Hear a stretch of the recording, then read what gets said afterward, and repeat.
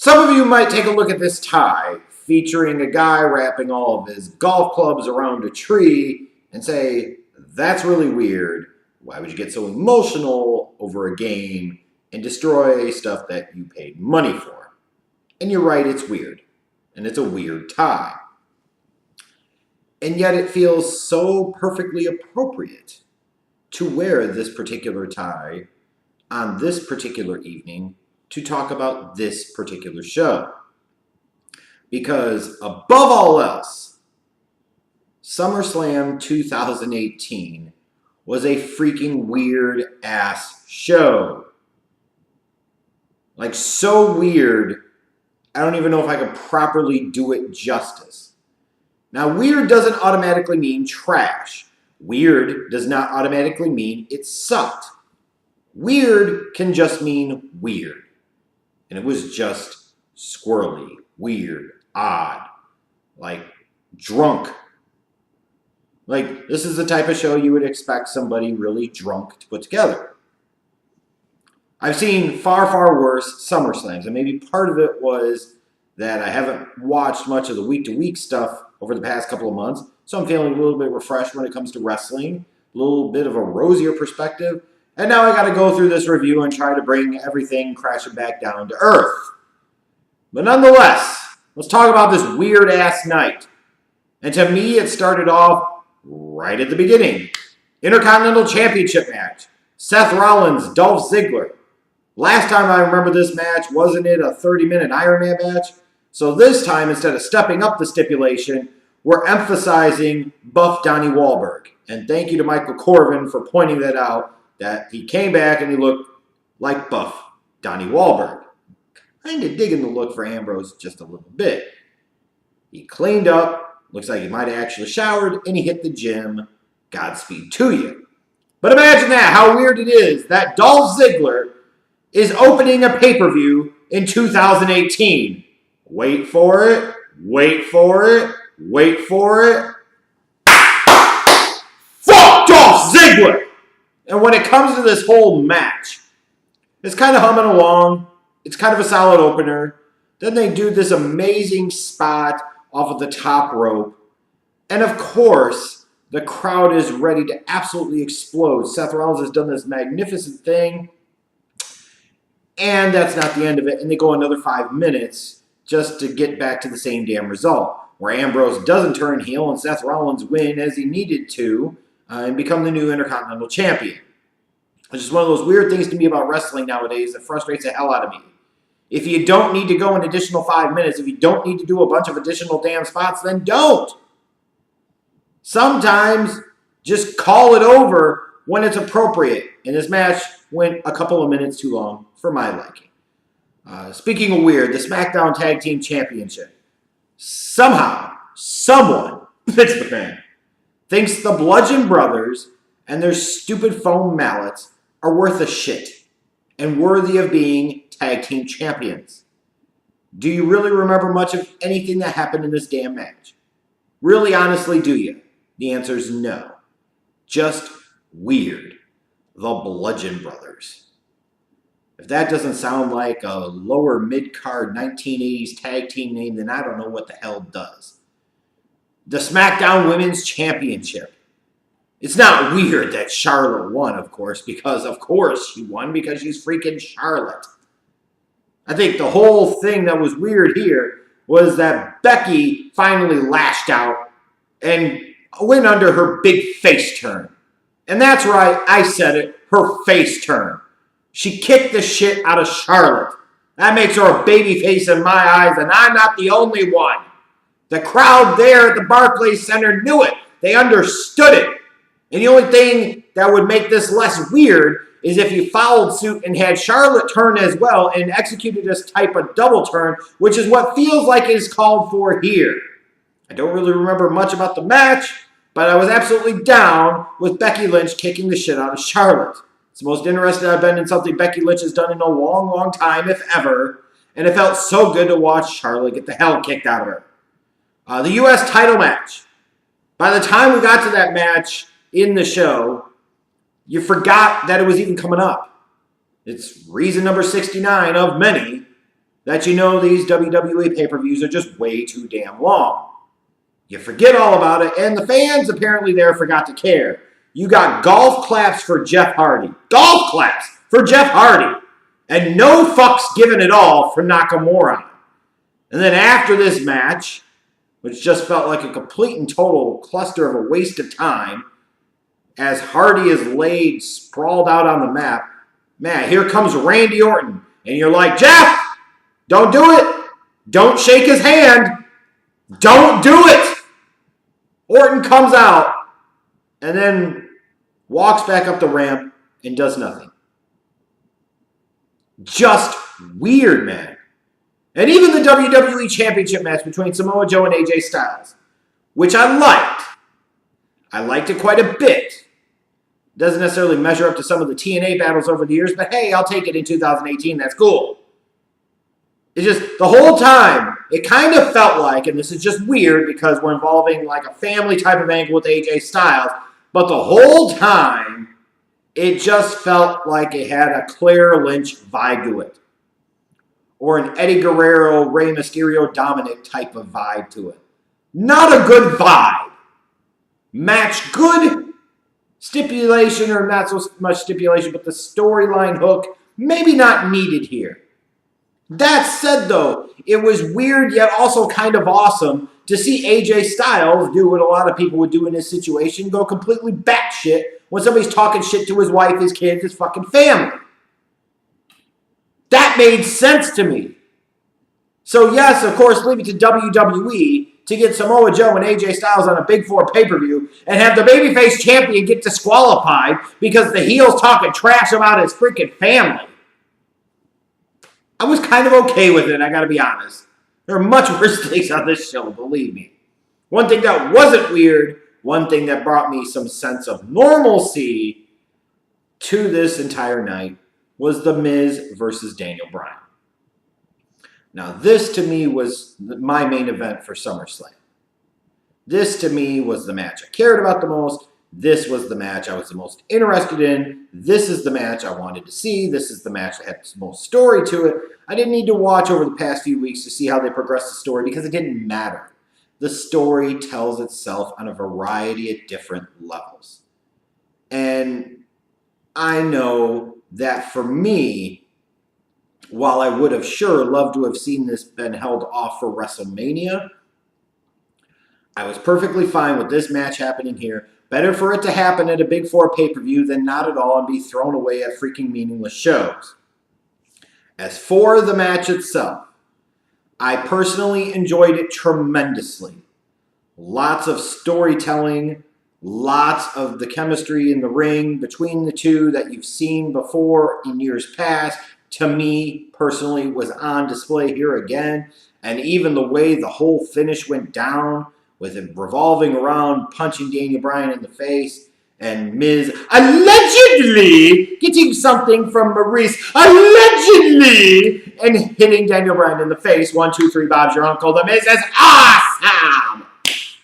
The whole thing that was weird about this, if there was one thing that was weird about this, is that Daniel freaking Bryan is in the ring at a Big Four pay-per-view, and you have more than a couple of fans chanting, "Let's go, Miz." Now think about that for a second.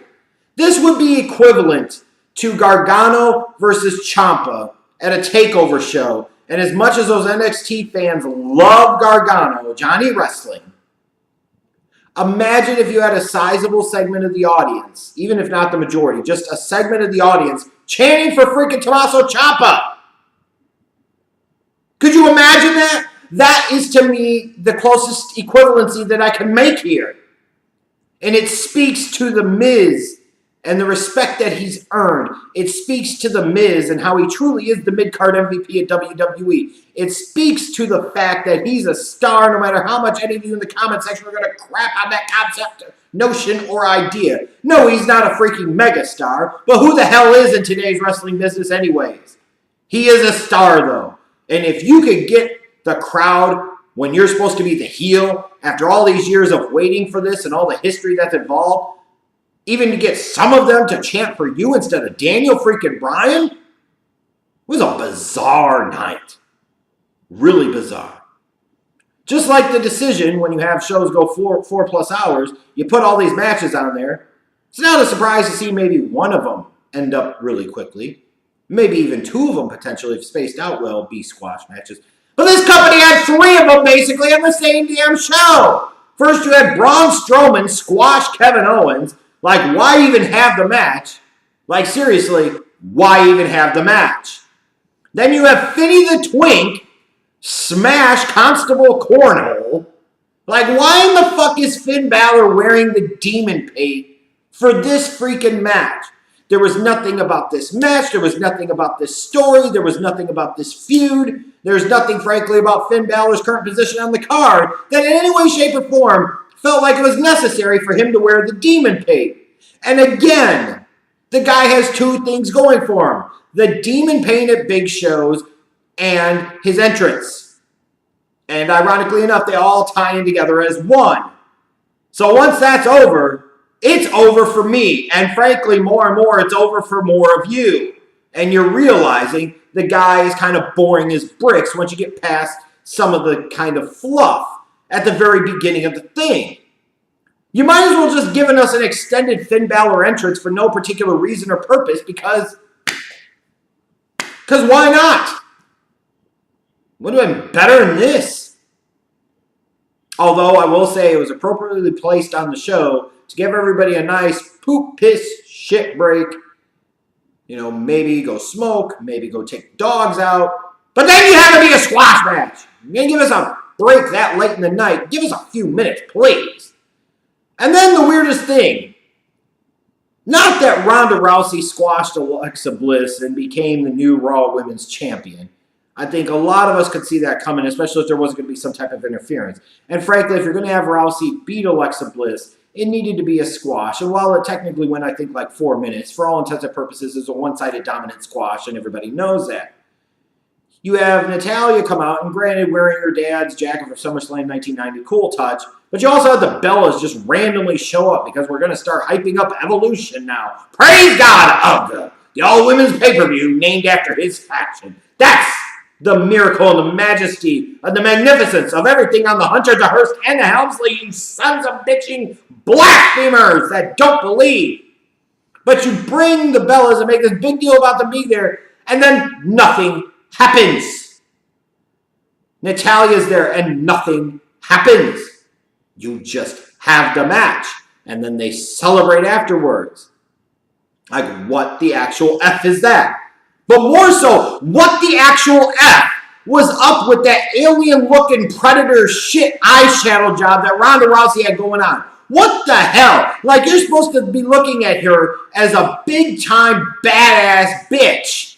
Like the female equivalent of Brock Lesnar in that women's division on Raw. How the hell are you supposed to take her seriously when she's wearing that crap? I don't get it. These kids nowadays. Good Christ almighty. What the hell was that? You do the little thing with Elias even. That was freaking weird. Having a guitar break. It's like, what the? But nothing could get weirder to me in spite of all the weirdness on this show. Nothing could get weirder than the main event, the WWE Universal Championship. Now, of course, the fact that this match main evented was weird to probably absolutely no one because you had to see this coming, didn't you? Didn't you? But what was really strange is after Brock and Roman have made their entrances, you get ready for the match. Here comes Braun Strowman out with the Monster in the Bank, the Money in the Bank briefcase, wants a microphone, and he talks about the history of the Money in the Bank and knowing how a lot of the guys have cashed in and that they were cowards and doing it in a cowardly way. So he didn't want to be a coward about it. He wanted to be there face-to-face to tell them that after these two fight, he's basically got next. So you bring him out for Braun to talk about how he doesn't want to be a coward, and then he's still teasing basically a cowardly cash-in. Like, this is supposed to be Braun Strowman. The way you do this with him when he cashes in clean. This is not hard to figure out. At this point in time, shit. You just have him cash in and make it a triple threat match. Now, we know ultimately why they had Braun Strowman come out. More on that in a second.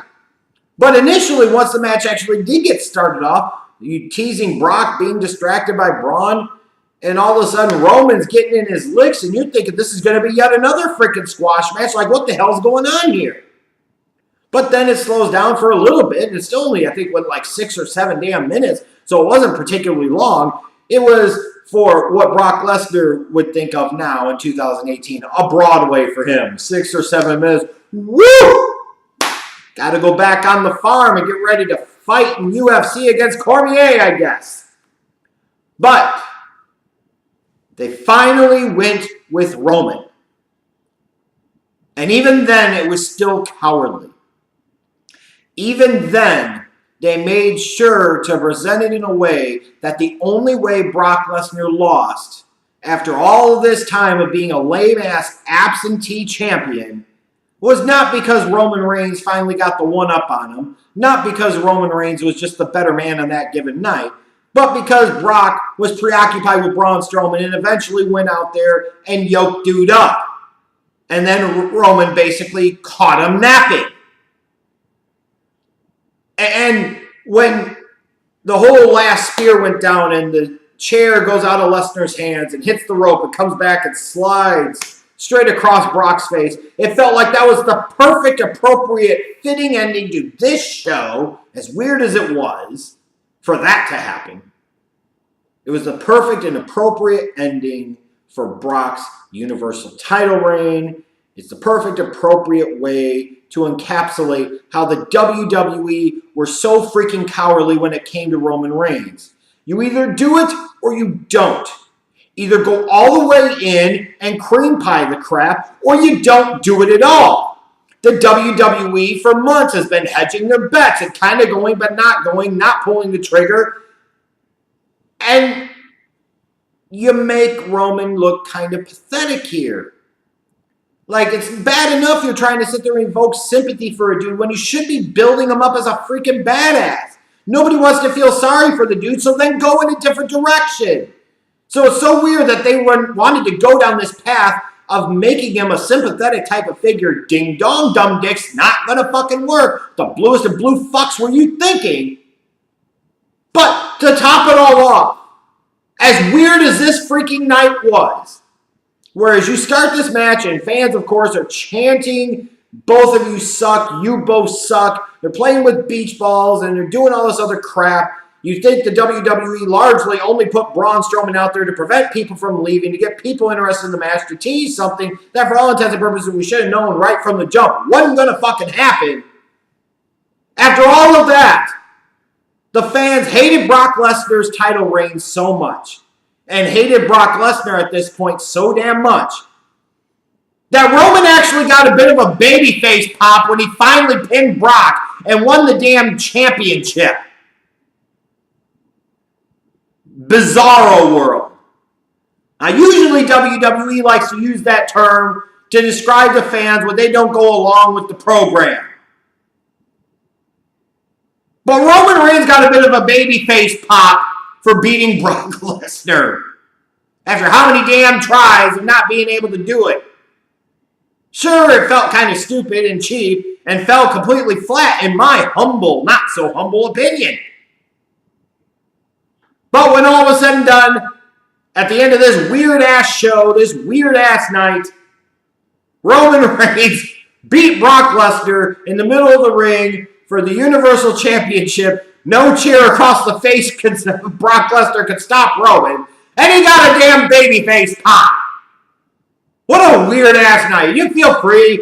Chime in whatever you think about this year's SummerSlam. But it was weird, freaking weird. That's about all I got to say about that. And just remember, it's now Shirt and Tie Schleg Daddy. And this is Otera Central. Not the wrestling show you want, just the wrestling show you need. Hopefully I haven't been too weird for you, but frankly, the weirder the better, because it perfectly aligns with what we saw Sunday night at SummerSlam. See you later.